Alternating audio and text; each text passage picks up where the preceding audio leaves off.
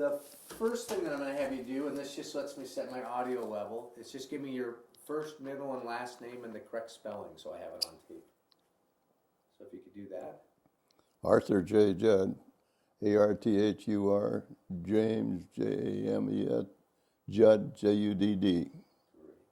Where are you from here originally, this area? Or? No, I was born up in the Okanagan country. Ah. But I lived in Seattle for 40 years. Oh, is that right? So you grew up over? All over the state. Oh.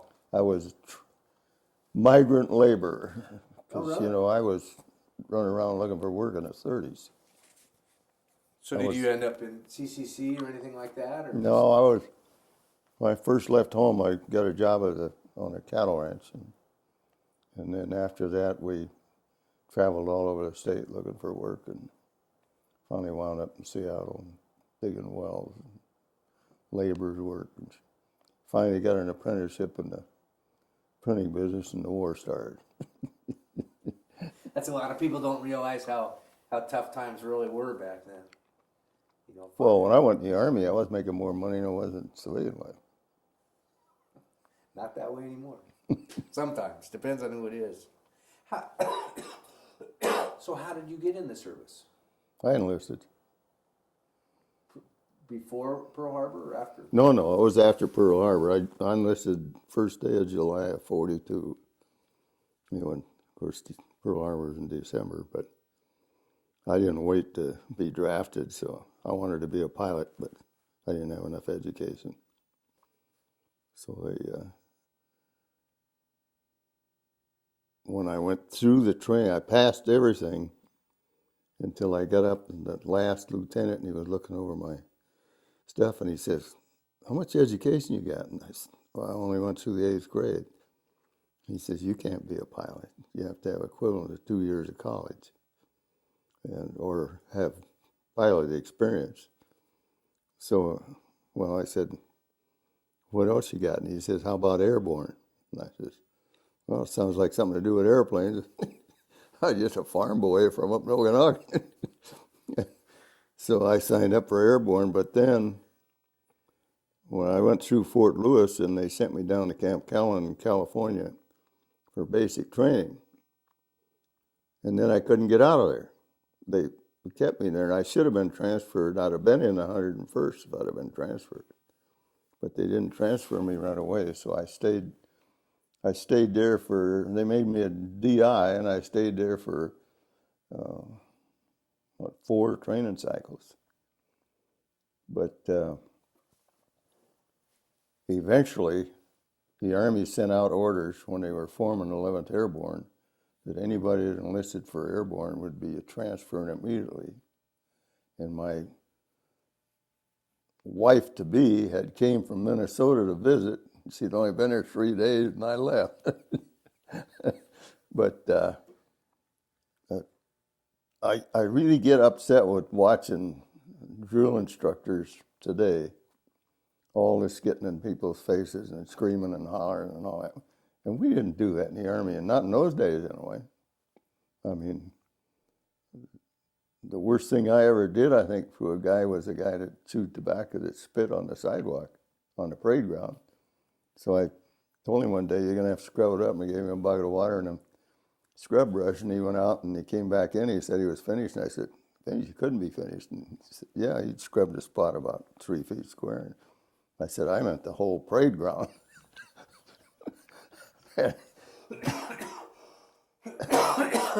He was from Kentucky or someplace, and man, he couldn't believe he was going to have about 2 acres of parade ground.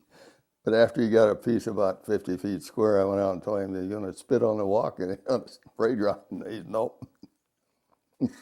So how, as a drill instructor, how old were you? Were you pretty young? I was 22. I was an old guy. So so compared to the kid, you didn't have that age problem. You were older than a lot of the kids coming through. So. Yeah, and besides that, I'd worked at so many different things and was pretty mature for my age. So you would bring them in, train them, and then send them out? Yeah, ship them out. At first it was 8 weeks, and then it changed to 13 weeks. So that was, and of course I went right along with them through obstacle courses and all that running and everything else. So when I got in airborne, I was in good shape. I mean, I didn't have any trouble at all down there at Fort Benning. And Fort Benning was tough. The first week is all calisthenics. And then you go to pack and shoots and all that stuff. But I liked Callan. I mean, I kind of found a home in the Army. I mean, that may sound silly to you because my family broke up when I was a kid. There was 9 kids in the family, and my folks got divorced, and 3 of us just took off, and the rest of them got put in foster homes, and it was, you know, I mean, you go in the Army, everything's furnished, your food, your clothes, spending money, and the whole 9 yards. I mean, I'd been making $35 a week working in the printing trades, and had to pay rent and all that stuff. But I didn't resent the Army. I mean, of course, I enlisted, and being as I enlisted, they put me in regular Army, and I don't know how much you know about this. The regular Army guys, their serial number starts with 1. All the draftees that started with 3. So the guys that started with 1 got paid first. So on payday, I got paid first and got out on the highway and catch a ride to Los Angeles before anybody else could get out, because Camp Callan's right alongside of San Diego, or it was. Probably big condominiums now. I've never heard that about the numbers. So you get paid first and yeah, regular Army guys I even got paid for the first sergeant, and that used to really irritate him. So did they know what was going on? That that's why it was? I mean, or was they did after first payday.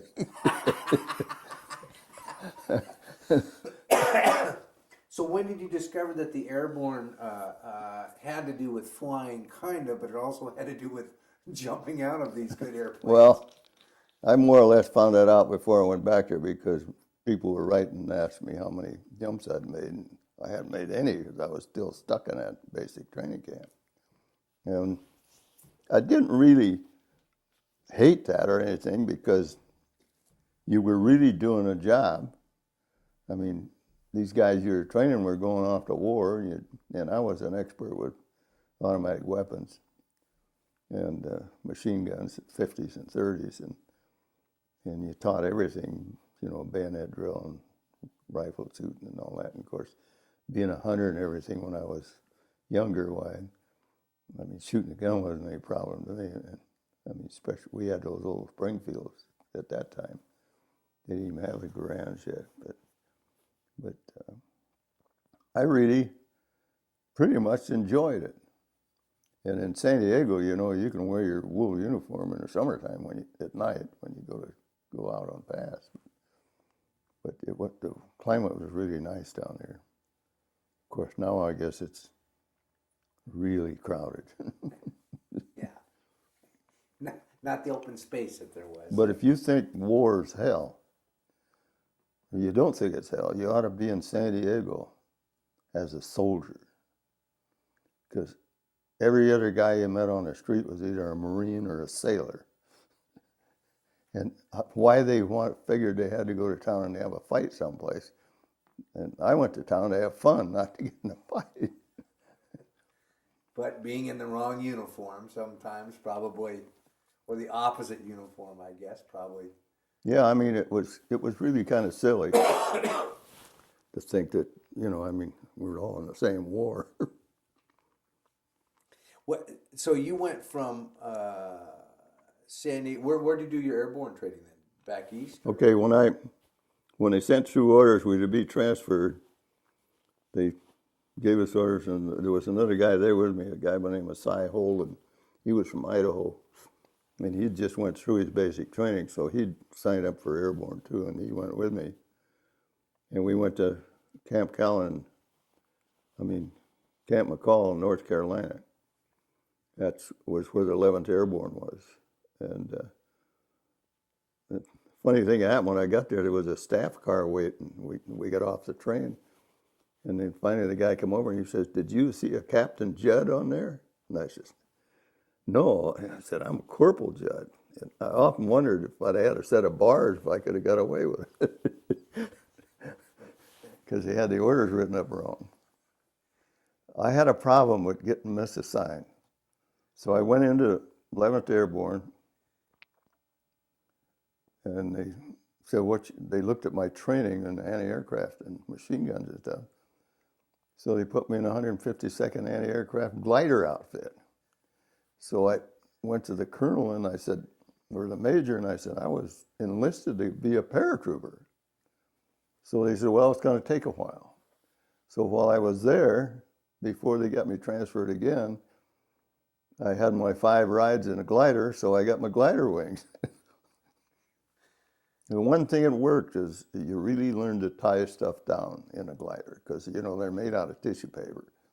And if you don't tie the stuff real good and it hits the ground hard, it's going to go out through the front, kill the pilot, and wreck the thing. So I really learned how to tie knots and how to tie stuff. But then they said, okay, we're going to send you to Fort Benning and get your parachute training. So we both went to Fort Benning. And when I got down there, I took my stripes off. I'd heard before, if you're going to Benning, don't go in there with your stripes on. Because I was just a corporal that time. But those sergeants down there on non-coms and officers, they're pretty hard. They're really hard on officers. They're all buck sergeants, almost all of them. So every night we'd come in. First week's all calisthenics. 50 minutes of calisthenics, 10-minute break.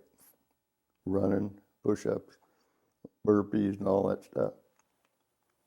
And then every night we'd come in, I'd tell Si, let's quit. And he says, well, let's give it one more day. So we got through that week. In the second week, you learn to pack chutes. And you're still you're jumping off 35-foot towers, and you go up in the 250-foot towers and stuff like that. And still, everything's at attention. If you're doing push-ups, and the sergeant comes by and says, he says, give me 25.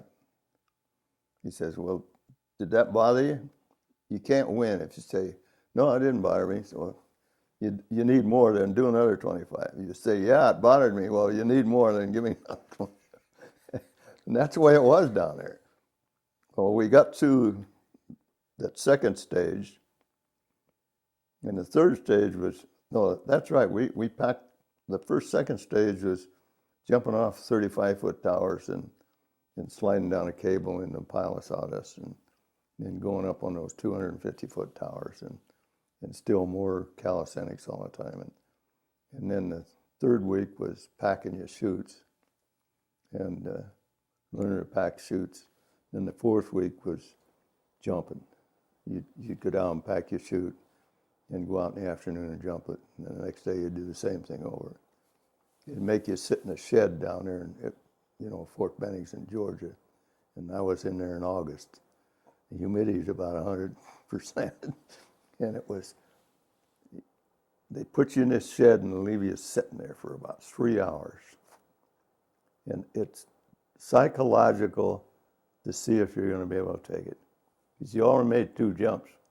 But the third jump, they make you sit in there for about 3 hours and you wait, and there's quite a few guys quit. They pull off their gear and drop it and walk out. Really? After making 2 jumps? Well, you could. In a hot, humid. Well, it's nervousness. I mean, you're thinking too much. It's just sitting there. If you went right out and got on the airplane, it'd be different. But we didn't quit. We went on and went through it. Then we went back to the division, got our wings, and went back to the division. And they put us in the 511 parachute the infantry. And our record was artillery, and, I was the first guy in California to fire a 40-millimeter Bofors, and we worked on 90s. So then I went up to headquarters again and said, hey, look, we're artillerymen. So we stayed in that infantry outfit for a couple of weeks before they cut papers for us to transfer, and then 457 parachute artillery. And then we trained jumping our guns, and first we had anti-aircraft guns, and they took those away and gave us the Howitzers. And I got some pictures out there that shows they're pack Howitzer. They were designed in the First World War to be packed on mules. You break them down in 10 different loads, all these pieces. And then when you jumped them, you had 6 loads underneath on the C-47, which is a DC-3. You had 6 loads underneath. You had the wheels and the breech block and some cloverleaf ammunition in the door. And so when the green light went on, you'd pop off the ones on the bottom, and the guys in the door would take out the wheels, and then the guys would go. And then the jump master would go last. And I had an officer. He was really a good officer, but he was really nervous when he jumped, and he screwed up a couple of times, so the captain made me jump master, because I was the staff sergeant by that time, platoon sergeant. And before that, I was always nervous on the jump. After that, I wasn't, because I had so much stuff to do. I had to worry about how fast we were going and how high we were and whether we were in the right spot over the field. And even if the green light goes on, I mean, if you're over the lake or something, you don't jump. And it's up to the jump master to say, hold it. And I wasn't nervous anymore because I had so much to do, I didn't get nervous. And then went back. Went down to Camp Polk, Louisiana, to go on maneuvers. And I don't know if you've ever been in Louisiana, but it's one place I don't ever want to be again. It's, where we were, it's kind of like jungle. I mean, it's swamps and all that, snakes and bugs and spiders. And, but I got lucky again. Captain around, and he said, we're sending you to Fort Sill, Oklahoma to study all the guns so you'll be the armorer for the outfit. So I went up to Fort Sill and learned how to fix, take apart, and repair everything from a 45 up to a 105 millimeter cannon howitzer. And I got 100% on the test. And so when I went back then, I get back, and while I was gone, they were on maneuvers, and then when they came in, they took all their carbines, artillery were issued carbines, and they took them all apart. Each guy took his apart and put on a wire, and then they re-blued them. Well, some of them, they're going, and there goes the spring or something. So when I get back, I spend a week sitting in there with one other guy, sorting those parts out, and figuring out what's lost and putting those guns all back together and then firing them in a barrel, make sure they work and get them back to the guys. And then after Camp Polk, we went out, they packaged it up and shipped us to California. On the way out to California, they called a non-commissioned officers meeting. Captain did, and he said, well, we're going to APO. Of course, everybody had to take off their stripes and their bars and everything. And he says, I can't tell you where we're going. And I said, well, I know where we're going. He said, what do you mean? Hey, we're going to Camp Stoneman. He said, how do you know that? I said, I've been there before. Because when we used to take these guys from the basic training, that's where we took them, was up to Camp Stoneman, because they'd be shipping overseas. And Stoneman is where they give you all the shots and all that stuff and make sure you get everything you need before they send you up to Frisco and put you on a boat and out under the Golden Gate. So we made it up there, and we figured we were going to go right into combat. But they sent us to New Guinea. It took us 27 days to get to New Guinea because they went out, like this, around and around in circles. And it was a lousy trip, I'll tell you. We had hard-boiled eggs and cream of wheat every morning for breakfast, a bologna sandwich for lunch, and I don't even remember what we had for dinner. But it was it got 4 bunks high. Well, it was a funny thing when I was in Frisco. We loaded on the ship.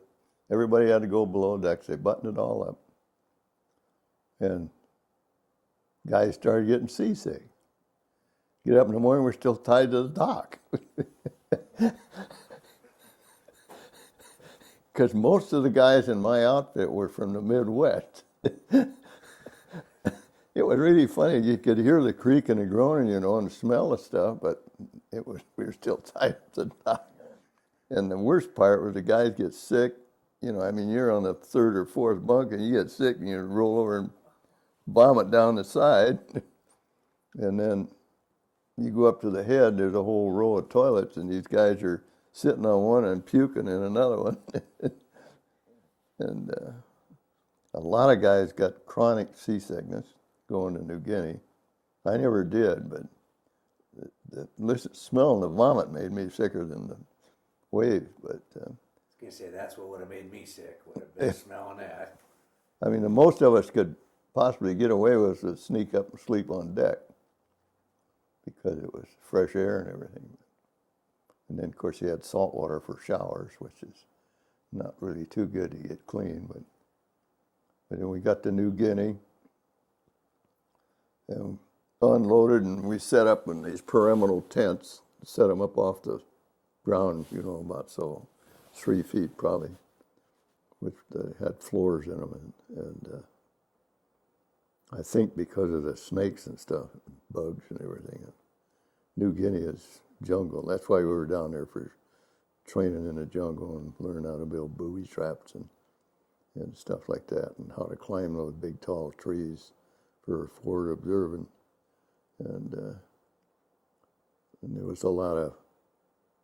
was a camp of Australians close to us. We had to set up a guard around the outfit to keep them from stealing us blind. I hope you don't show this to any Australian. But it was true. They'd take anything that wasn't nailed down. And then we had knaves around there too. And some big snakes, pythons, and wallabies. That's a kind of a little kangaroo. And the Navy's always wanting you to shoot them for them because they ate them. And they didn't have guns. I guess New Guinea was controlled by Australia. The government controlled it. But the Australians were good fighters. But boy, their campground looked like a hobo jungle. I'm not kidding.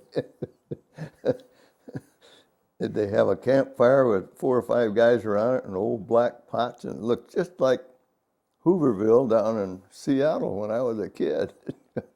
But we stayed there and trained, and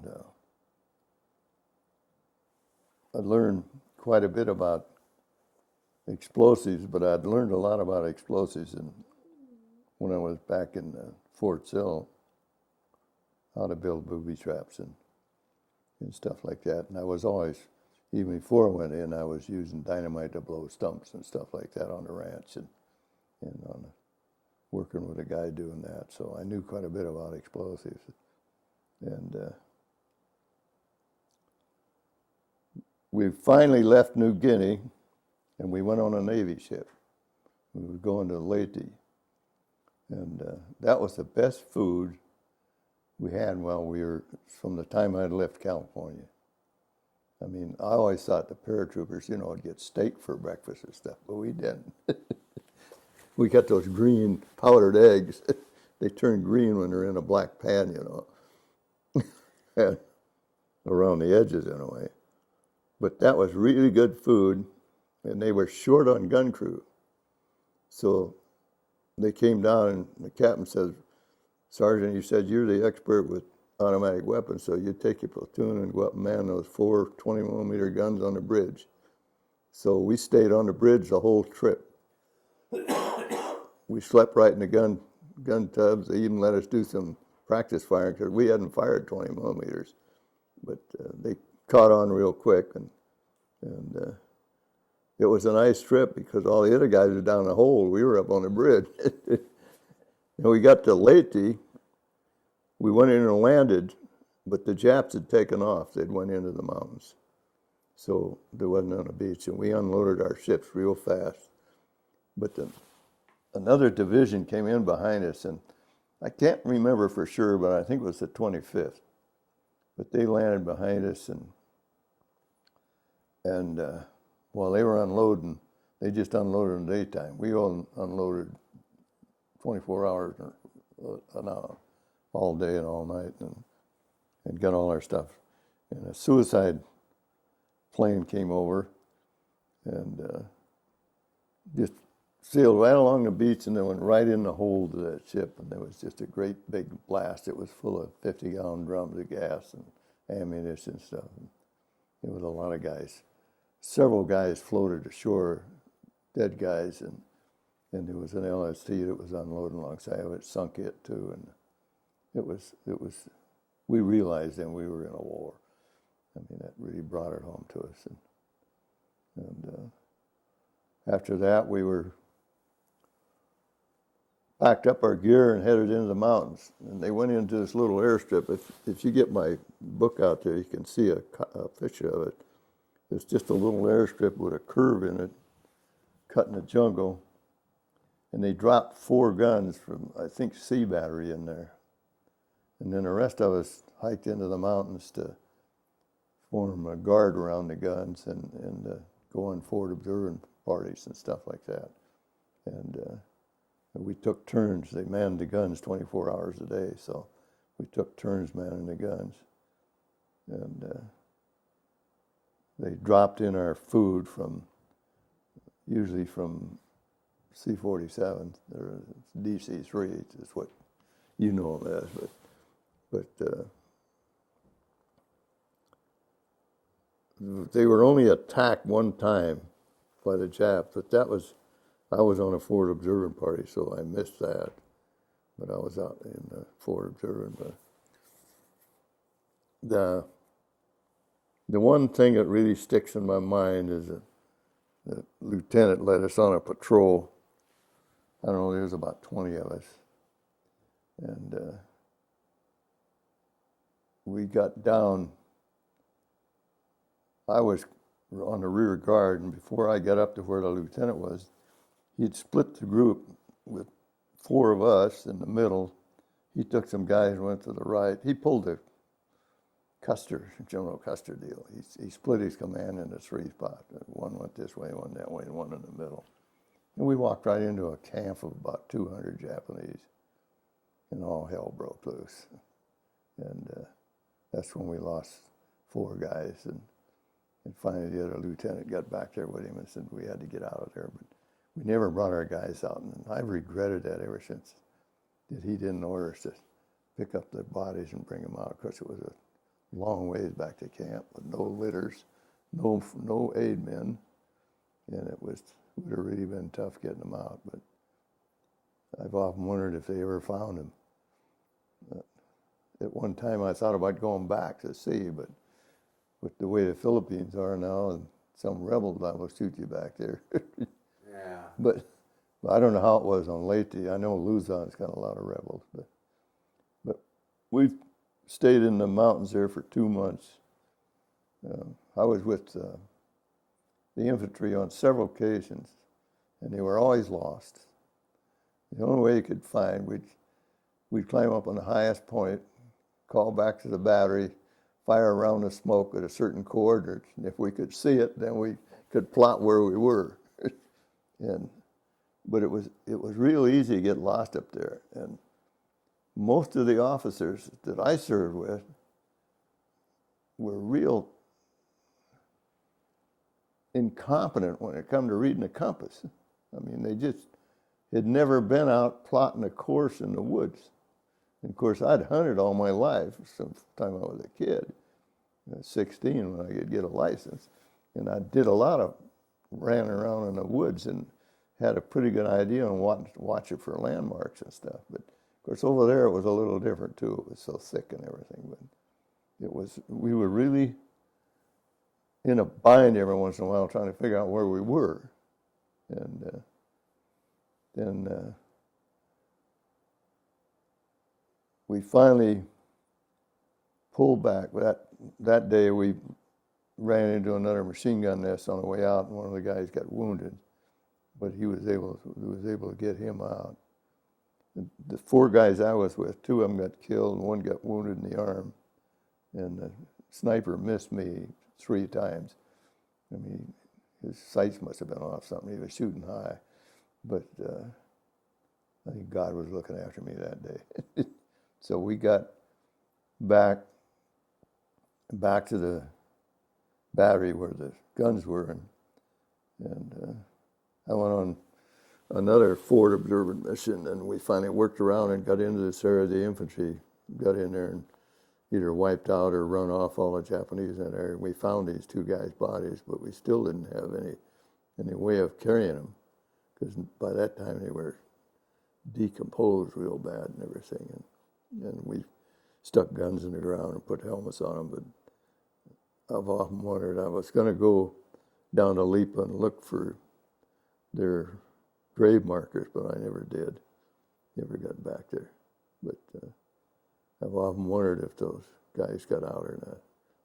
It was one of them was a full-blooded Indian. He was our scout. But then we finally wound up our campaign in Leyte. We went back to the airstrip, and they decided we were going to head for the beach. So they just took off. And there was a couple of guys that were sick. So I stayed with them, and by the time I got down to where the perimeter was at the end of the road, I had about 15 guys with me, and all of them were sick or feet were bad or something, and I was scared to death they were going to shoot us when we walked in there. And I stayed with them and finally got inside the lines, because that division that came in after us were pretty trigger happy. I mean, it was real scary to go into a perimeter at night. And we got in and we got down on the beach and stayed there a while and got some new equipment. See, we had those jump boots. I don't know if you've probably seen them, but they're worthless in mud and rain and water, and that's what Leyte was. It rained all the time. It was just pure mud. Like, I've talked to some of these Navy guys, and I said, well, you should have been on Leyte. You guys are sleeping in clean sheets and having a good shower every night and good food. And how'd you like to sleep in a foxhole with 3 inches of water in it? And the first night out, you throw your blankets away because they're all wet. You can't carry them. You just have a poncho, and you just roll up your poncho and dig a hole and get in it. And we got back on the beach and got new equipment, new boots and stuff. And then we got on the, I don't know, we're about 2 weeks, I think, before they came in and said we were going to Luzon. So we got on a, being dog battery was going to have to go with the glider infantry. We had to go on a landing craft. Infantry, LCI, which is landing craft infantry. And it was right at the end of that typhoon they had down there at that time. And I mean, when the thing is sitting level in the water, it's about that far out of the water, and we were underneath the water most of the time. And talk about seasick. Even the sailors were seasick. And they had told us on the maps before that when we got to Nasugbu, which is in southern Luzon, that this is going to be one landing, you wouldn't even get your feet wet. You'd walk right off on the sand. Well, I don't know who dreamed that up, but when we landed, when the boat stopped, we weren't even up on the beach, and hadn't been for some of the taller guys grabbing the little guys, they'd have drowned because the water was so deep. There was a 6x6 truck pulled off of a landing craft, LST, with an L5 airplane on the back of it, and the only thing sticking out of the water was the tail of the airplane. And finally somebody got a bulldozer ashore, and we was able to get some cables and start pulling our jeeps and guns and stuff ashore with this bulldozer. And of course, I don't know if you've ever seen a jeep that's been waterproof, but you got a pipe out of the carburetor way up in the air and one out of the exhaust way up in the air, and you're supposed to be able to go through quite a bit of water. Well, we went underneath and they were all drowned. Yeah, our engines were drowned, and so we were up on the beach, and the Japs opened up on us with mortars and machine guns, and we all jumped in some shallows because they'd laid down on our destroyers, had laid down some artillery fire before we got there, and rocket fire and stuff, and this one-star general, General Farrell, he was in charge of our artillery. He came along here and he says, "We got to get this stuff off the Jeep, and off the beach." And I said, "Well," I said to myself, "Well, that old guy ain't afraid to get up there. I'm not." So I started hollering to my guys to get out of the hole. About that time, he opened up, and here's this one-star general and my Jeep driver, and all trying to hide behind one Jeep wheel. And he says, "Hey, Sergeant, getting kind of hot up here." But we finally got our guns out of the water and up on the beach, got some ammunition and headed for the road up in Nasugbu. And Nasugbu was on the southern end of Luzon. It had a little railroad, and it had a small airport and stuff where our L5s could land. And I got up there, and the colonel from the infantry guy came by, and he says, "You guys the ones with assault guns that's going with us?" And I said, "Yeah, we're supposed to go with you." About this time, a private come running up, and he said, "Lieutenant Rieger said for you to bring the guns back to the beach." Well, I don't know if you heard much Army language, but you can guess what I told him to tell Lieutenant. So we went with, and then here come both my Jeep drivers. They'd got the Jeeps running, and they sounded rough because they'd pulled everything off of them. There wasn't any mufflers or anything on them. And we hooked on the guns and went with the infantry and camped that night. And the next day we went up on this, heading for Takatai Ridge, where the 511th and the rest of the artillery guys were supposed to jump. And the 188th ran into a whole bunch of Japs at a bridge, and they were pinned down up there. So we pulled up with our two guns and set up, and there was a mountain sticking up there, and we were spotting machine guns and mortar nests up there and firing at them. And there was an artillery piece that we couldn't see. I don't know whether it was in a cave or on the other side of the hill, but we'd hear him fire, and about 2 seconds later, the shell would come in. Well, he put one behind us, and then he put one down in front of us. And, you know, being an artilleryman, we're bracketed. And oh my God. And the next one landed about from here to that corner in front of our gun. Big black shell, about a 155, and it never went off. Every time we fired, that thing would wiggle, but it never did go off. And finally, one of them hit close enough that a piece of shrapnel. The other gun guys were digging in. We were just using one gun. And the other guys were digging in, and this one guy hit the ground. When you'd hear the boom, you'd hit the ground, and then the shell would come in. And this piece of shrapnel sliced his canteen off, just like you'd taken a razor blade and went down to stitch it. And it stuck in the dirt, and he reached up and grabbed it, and of course it was hot. And that was the only casualty I had that day. He burned his hand. Well, we ran out of ammunition, and we said, "Let's get the hell out of here." So we took off and went back down the road to get more ammunition. But on that action, my gun crew, eight men of my gun crew got Bronze Stars, and I got the Silver Star for that one action, because with our fire, we knocked out enough stuff that the infantry was able to get up and get out of where they were pinned down. And besides Dogbriar, you got the Presidential Unit Citation, and the rest of our 457 didn't get it. So they got the jump, but we got the Presidential Unit Citation. It kind of evened it out. And then we went on up the ridge and set up a couple of times in fire missions. We went back. We had a long road. I don't remember exactly from the Subu to Manila. I think it's about 50 miles or something like that. And we didn't kill all the Japs on the way. They just ran them off. And of course, then we'd have to go back every so often and go down on these roads and fire on again, and because we were assault guns. And we did quite a bit of that. And then they finally got down to Manila at Nichols Field, and one of my guys got shot there, a $1 million shot, right across the cheek of the rear end. A guy by the name of Fellers. He's the only guy that had a camera with him. And some of those pictures I got, he took and then sent to me afterwards. But we had 16 75 set up in a row.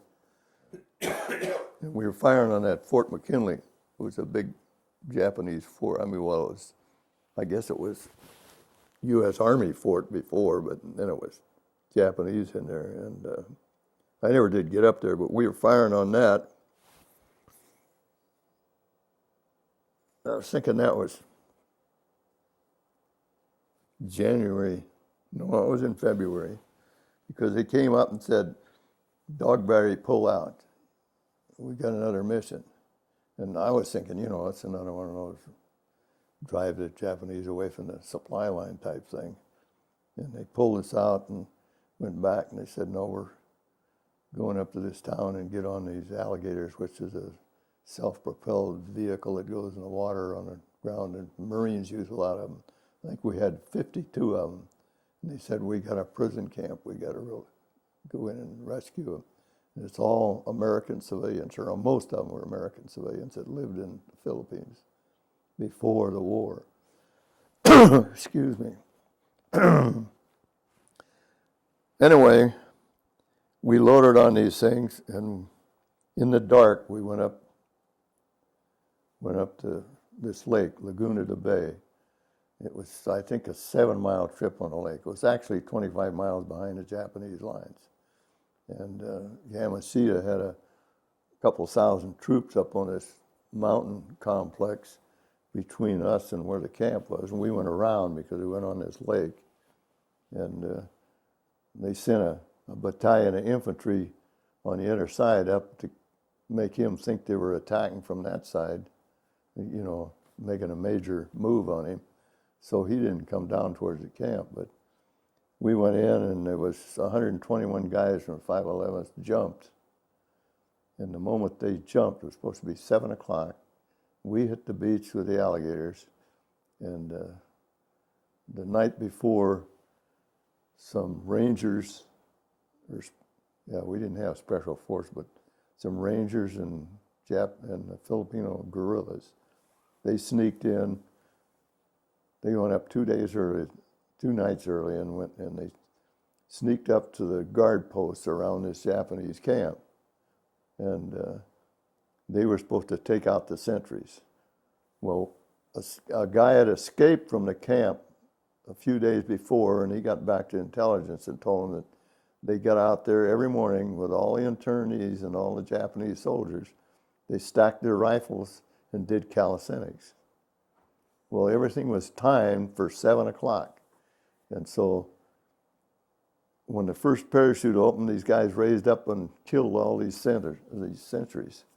And then the guys from the paratroopers, as well as the guys the Rangers came in the night before, they took out all the rest of them. They were all out. The Japanese never fired a shot. And we got 2,147 American, mostly American. There was a few other nationalities. Most of them were American civilians, and loaded them on the alligators, and they went down the lake. And we thought, well, we were going to have to hike out and fight our way around. And of course, we were worried about old Yamashita coming off that mountain with these 2,000 men. But we set up a perimeter of about 3 of those alligators, and was going to stay all night. And then here they came back, all the rest of them. And they were able to get us all out in one day. So we got out of there. We never lost a guy. The guys that attacked from the other side as a diversion lost 2 men and I think 4 guys wounded. But one internee got hit. He wouldn't keep his head down. Well, when we set up our artillery, there was 2 hills that there were Japanese machine gun revetments on. And that's what we did. We fired at them to keep them down. We didn't go look, see if any of them were dead or not, because as soon as we could get out of there, we got out of there fast. But that's what we did with the artillery. So I never got into the camp, neither did my crew. But the guy that went all the way from California up there was communications man, and he was with the captain. He went in the camp. And one of the things that happened that's in that book is this, one of these paratroopers come in there, and this lady come over and started hugging him and kissing him and everything.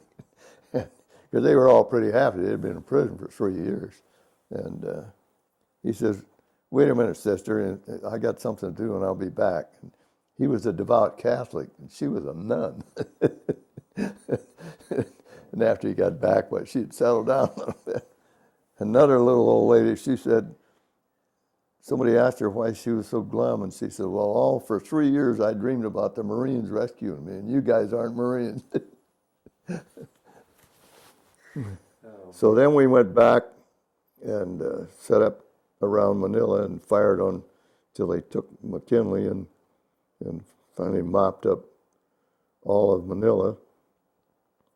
And we still did some missions going back and keeping the supply lines open. And the infantry was moving out all over that part of Luzon, and on missions. And then it was pretty well settled down. They made a jump on a Perry, but we didn't go on that one either. But, when they got there, they didn't find hardly any Japanese, so that was kind of an unnecessary mission. But it was pretty well winding down then.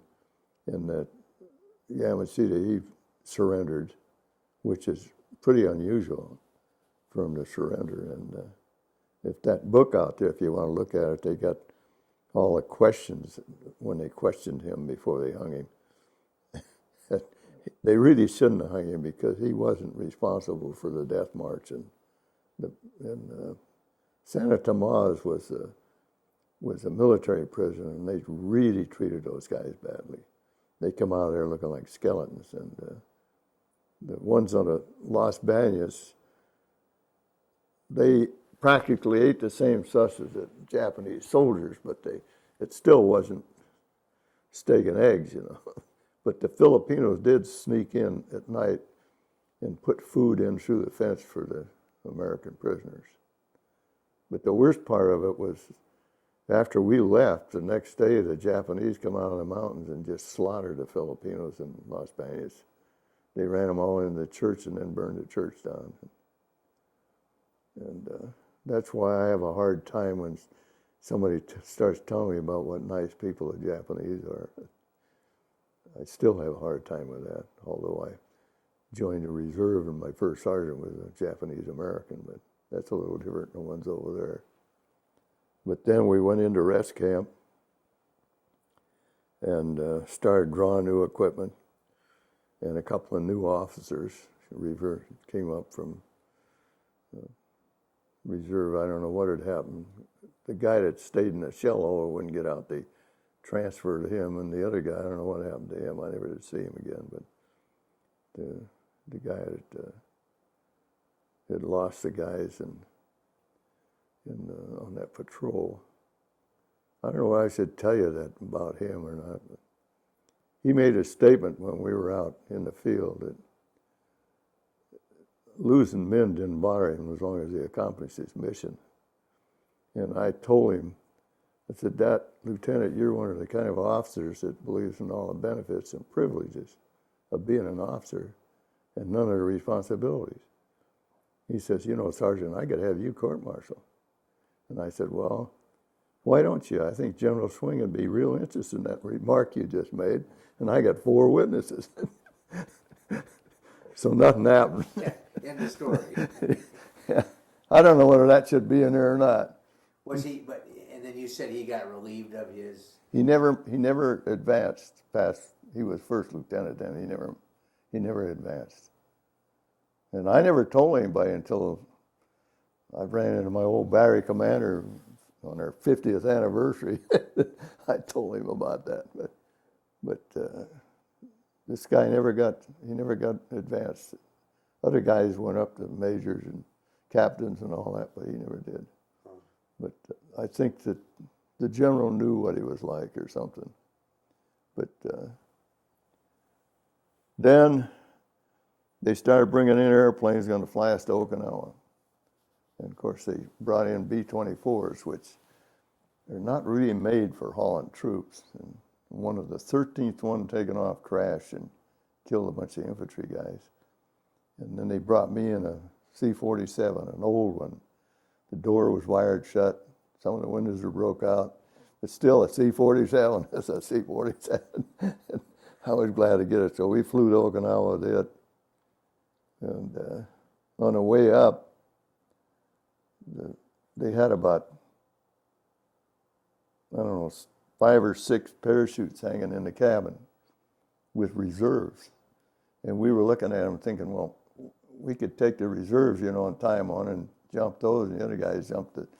And this crew chief come back and he says, hey, those parachutes belong to the crew. I said, buddy, if one of these engines quit or something, you come back here, we're going to be gone. Because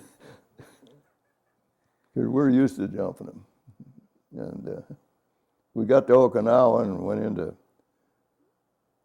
more or less rest camp waiting for planes to go to Japan. And they brought in C-54s, which is a DC-4. It's got 4 engines. That was your main civilian transport plane at the time. They brought them from all over the world, brought them in there. And we loaded up on those and flew to Japan, went in Yokohama, and landed there and then spread out all over Japan. They give the first Cal credit for being the first troops into Japan. But our band was on the dock playing the old Gray Marion, what it used to be. Because the first Cal, they were a cavalry outfit to start with. And we always had a few problems with the first Cal. As well as the 6th Army over in Camp Polk. But after they had we stayed there for, we went in there and can't remember exactly. I got it written down out there, but we stayed there a couple of months, and that's when Eichelberger asked me how I liked it there, and I told him I'd rather go home because I'd enlisted for duration plus 6. And so I got relieved, and we went home. But did you get around Japan much when you were there, or? Not really. We went through Yokohama and went down to Tokyo once, but it was flattened. And I've always believed that the Japs would have surrendered without dropping that atomic bomb. And they surely didn't have to drop the one in Yokohama. And I don't know how many people know it, but there was American prisoners of war in a prison camp in Yokohama. You think that from what you saw in Tokyo, flattened Tokyo was, that Japan would have known already that they were beat. I mean, Yokohama was nothing but a pile of rubble. I mean, there was a concrete building here and there, but the rest of it was that sheet metal they put on the roof that on top of rubble. That's all it was rubble. And I always have believed that in another month or two, with the way they were bombing them, that they would have surrendered. At least I don't think they should have dropped the second one. But my firm belief is that the military-industrial people in this country and the scientists and everything, see, the first one was a different type than the second one. I don't know. What was it? Uranium and then... Dolphin. Which are the two different types? Yeah, there's a difference. I can't remember now. Yeah. It's not hydrogen uranium. plutonium and uranium or something? No, there were two different bombs in a way. And I really think that they wanted to test them both. And why they couldn't have dropped one in the bay and shown them how bad it was. I mean, before they dropped it on it, because they killed, I mean, Nagasaki wasn't a military complex. So you think, it's interesting, everybody has different perspectives. Having been out, fought them in the jungle, and then seeing Tokyo, you didn't believe that to die for the emperor would override everything that they would. Well, I think probably if he said to fight, they would. That's the nature of them. But I think he would have seen the handwriting on the wall. That I mean, look at these cities; they're gone. I mean, and those B-29s were coming over there every day, every night, and just bombing the heck out of them. And that's my own personal opinion. But of course, if they'd have said to fight and we'd had to jump in there, we were scheduled to be the first troops in. I'd probably be buried over there someplace because they would have fought until they was throwing rocks at you. I mean, that's the nature of them. They believed, I mean, I don't know exactly what they believed, but I know it was a dishonor to surrender for Japanese. It was.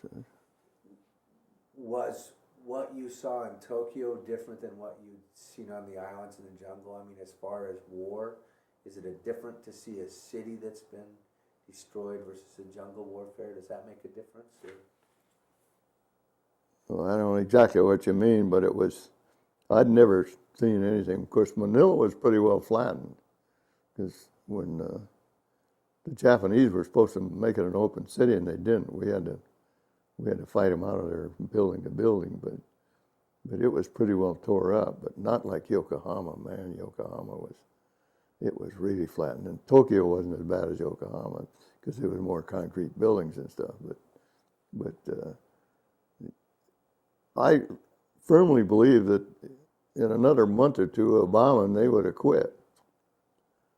But still, I know it may sound bad, but from the stuff I've read since, that the industrial military complex was so bent on testing out one of these bombs that they had to do it.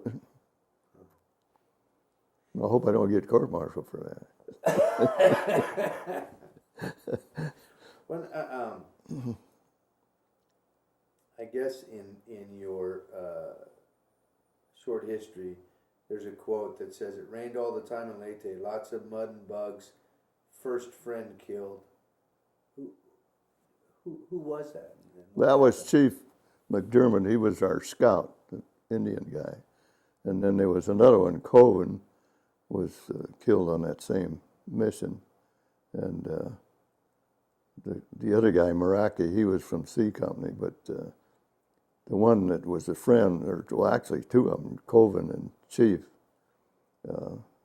Chief was the one that screamed. That's the one that really, that's the only time I was really scared. It was my first firefight, and the guy just started screaming and screaming and screaming until he died.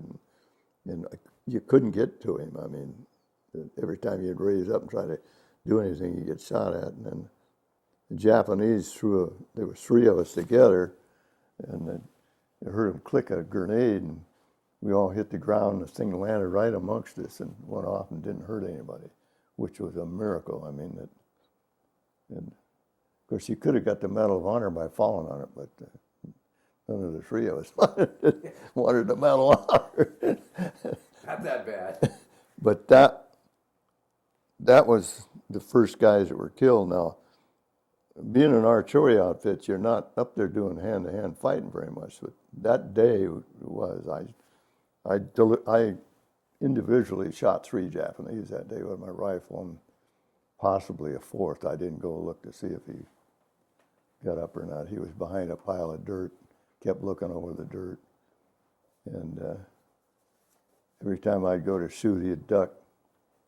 And finally, I had a Garand, and I popped in a clip of armor piercing and shoved it through the dirt. And He didn't look up anymore, but I didn't go look see if he was dead or not.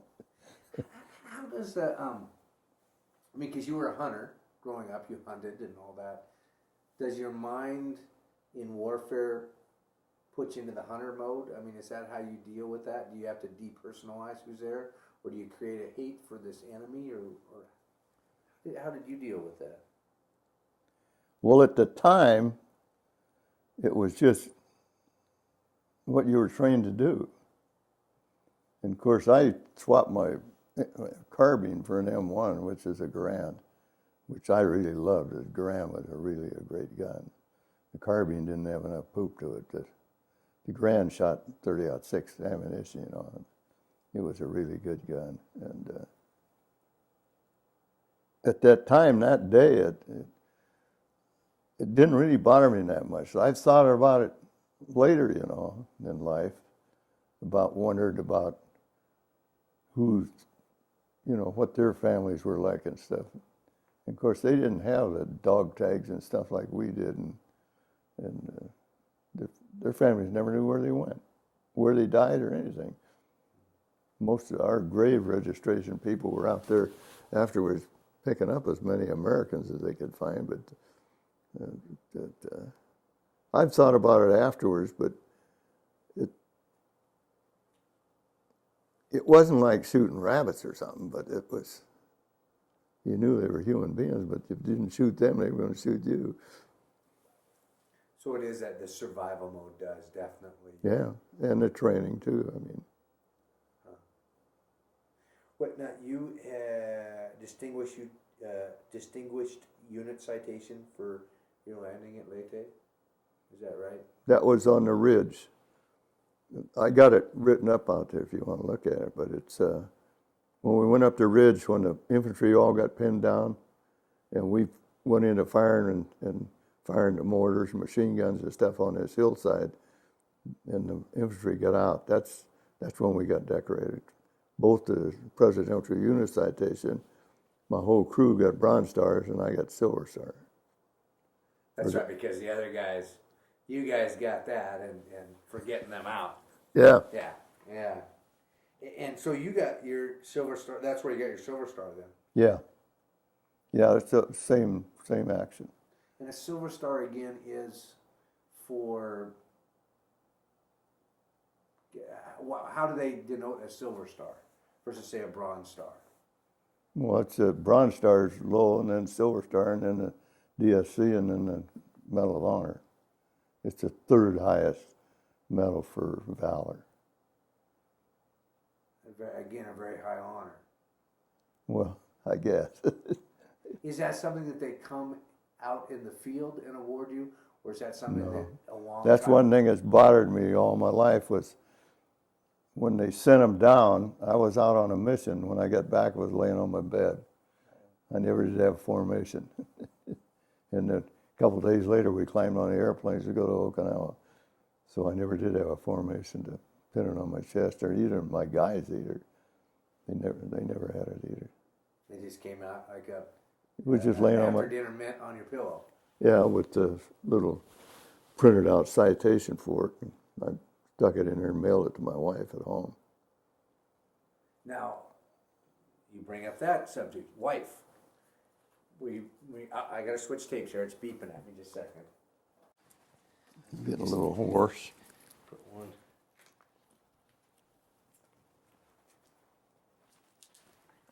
Getting arthritis in my hands.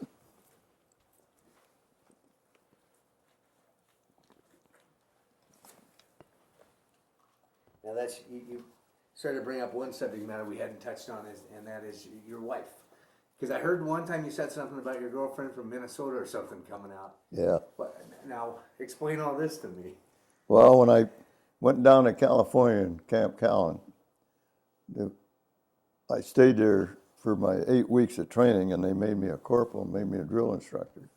Well, there was another guy, we were in the squad room. They have a barracks, you know, and they have a squad room for the corporals, or the drill instructors.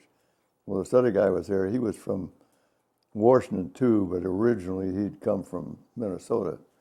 And he had 2 sisters, and he had their pictures hanging on the wall. So I started writing to one of them. And she wrote back, and we sent letters back and forth for about almost a year. No, it was a year. And she came out on her vacation to visit. And, well, that was it. I mean, and then 2 days after she got out to visit me, the orders came through to immediately transfer into airborne. So I had to leave her. She stayed there with her brother for a few days.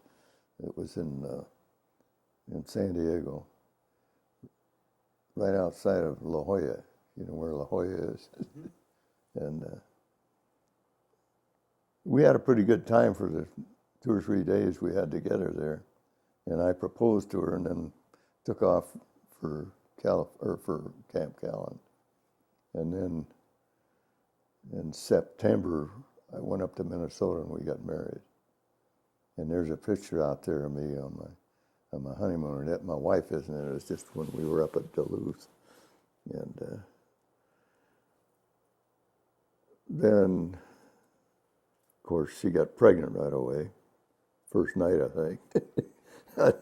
Then I got a short furlough just before we went overseas, and I got to go home or go to Minnesota and see her before I went overseas, and I took off. And of course, all of her friends were telling her she was already a widow because I was in the airborne outfit. But we were married on September 25th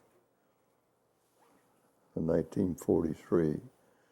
So next September, we've been married 60 years. Wow. So Yeah, what a neat, again, there's all these, there's tragedies, but then there's these love stories within I mean, so you wrote her about a year, you saw her for 2 days, proposed to her. yeah, Get back together, get married. yeah. And then she had the baby when I was in New Guinea, Jimmy, my oldest son. And of course, I didn't see him until he was, 18 or 19 months old, something like that, when after the war ended, came home and seen her. And then we loaded up the stuff she had. She had a job set for me in Minneapolis or Hopkins, Minnesota, and some guy in a newspaper hired her, was going to hire her, and said he'd hire me too. And when I got back to her, I said, well, I'm going home to Washington. You coming or not? And she decided to come, and we've been together ever since. Well, we had 2 boys and a daughter, and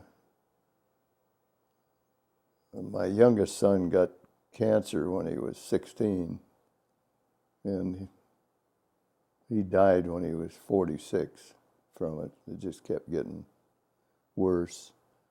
Jimmy my oldest son went to Vietnam, and he came back and came down with hepatitis C, and it went into his liver, and Hutchison said that was probably caused by Agent Orange from Vietnam. And so they were both gone, and my daughter lives here in Port Angeles, and she has a son I got 1 grandson. And something I didn't say was about the rest of the family. There was 3 brothers, and I joined the same summer. 2 in the Navy, 1 in the Coast Guard, and I was in the Army. And 3 first cousins, 1 Air Force, 1 Navy, and 1 Army. And they all came home. Almost all of us are wearing hearing aids. I haven't got mine on today. I probably should have, but nobody got seriously injured, although they sunk a ship under one of my brothers. The guy that joined the Coast Guard got in trouble in Seattle. He joined the Coast Guard to guard Seattle with those 40-footers. Well, he got in trouble with some officer's wife, I think, and they shipped him on attack transport. And he spent a lot of time in the South Pacific in combat. I mean, taking guys ashore. And The other brother was on an aircraft carrier, and he got into a lot of action too. And George, he was on a cruiser, and it was sunk in the Battle of Midway, I think. I think it was a cruiser, but I know he had one ship shot out from under it. And the other boy was on an aircraft carrier. But my family came here in 1634. Members of my family fought in every war since the Revolution. The Civil War in 1812, and all of them, all the way down, especially on my mother's side.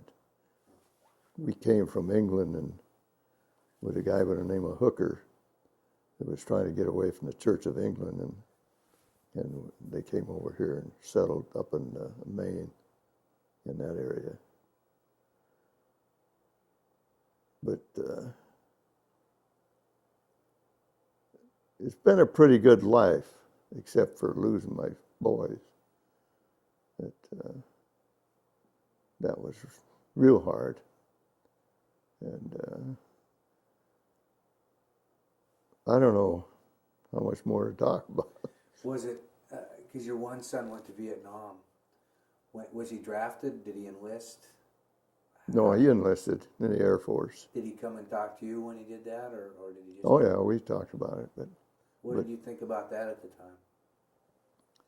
Well, I didn't think much of the Vietnam War, but I was glad he was going in the Air Force. I figured it was better than being in a foxhole. But he was electronic countermeasures. The guys that was on the airplane, when they shot a missile at you, you could turn it around, make it go back somewhere or other. That's the kind of stuff he was into, was electronic stuff. But then he was based at that Tan Son Nhut Air Base in the islands. What's the main city? Hanoi. Oh, yeah. And on the Tet Offensive, nobody on the base could get their guns because that was when the North Vietnamese attacked all over South Vietnam, in that Tet Offensive. And he said he couldn't get his guns out of the rack because they were locked up and the sergeant wasn't around to unlock it. So they hid out in a basement someplace for all night. That sounded bad, but he didn't have too much to talk about the war over there. Of course, flying a B-52 was a little bit different than the jungle fighting. Now your daughter has a son. Yeah, I have a grandson that'd be 19 in May. Oh, 19, so is of the age. So if he came to you and said, Grandpa, I'm thinking about enlisting in the service, what would you? No, he don't want to. I've already talked to him. He was in that ROTC, a Navy thing up at this high school, and he dropped out of it. He didn't like the discipline. So I don't think you have to worry about him joining up. But no, he didn't like it. He's decided he didn't want to do it. I went on one peace march, but it was I saw a guy with a sign up saying that these peaceniks are all cowards, so I put on my jacket with the ribbons on it, went down. I was hoping I'd run into him, but he wasn't there. But I carried a sign, support our troops, bring them home. But I've went to several meetings about up at the church and stuff with what's going on today. I really feel for the guys down there in those dust storms and everything. I saw a guy out training the other day, and he was crawling up through the sand, and I saw him inadvertently dip his gun into that sand, and then he was pouring the sand out of it. God, you got any idea what that'd do to an M16 if you pull the trigger with that sand in the barrel? Yeah. I don't know if it's an M16 or not, but I guess they still use them. Well, I was going to say, you've worked with enough guns and torn them apart and put them back together to know what something like that would do to... You might get away with it with a Garand, but I don't think you would. From what I've heard about M16s, they're close tolerances. That dust must really be bad on everything. Imagine running a tractor through that stuff day after day. But, I really think that they shouldn't have sent anybody over. Maybe send the aircraft carriers over with the guys on them and wait until they had all this diplomatic stuff out of the way. But some of those guys have been on the ground for 6 months. Yeah. It really bothers me to think of all those GIs in the dust storms and that dust and dirt. When you see that, does that bring back recollections for you of your time crawling through the jungle and what you had to face, and or is it just a whole different view when you see that? Well, it brings back, but it also reminds me of how much better they have it than we do. Now, they were saying they didn't want the full moon. See, we got a full moon right now. They didn't want the full moon to go. But, man, we prayed for a full moon because we didn't have any night vision goggles and all that stuff. I mean, in that jungle, a guy could get within 3 feet before you'd ever see him. Yeah, it's the gentleman I interviewed this morning. He was operated the searchlights, and he said that they ended up using them to bounce them off the clouds to create a moonlight night, so they could see and move at 25 miles an hour. So, yeah, that's actually, if I hadn't married, I probably would have stayed in for a while. But I was married. I was offered a battlefield commission on Luzon after we went out of battle, but they said I couldn't stay with my own outfit. I had to transfer. So I said, the heck with it. But, you know, they called officers back for 6 years. I would have been wound up in Korea, sure as heck. Because there was one airborne outfit in Korea. I think it was the 188th Regiment. But it would have been better pay, but of course the war ended right away anyway, so. But if you're an officer, you can't say, well, I got the points, I'm going home. You do what the general says. Well, thank you very much. I'll get you unmiked.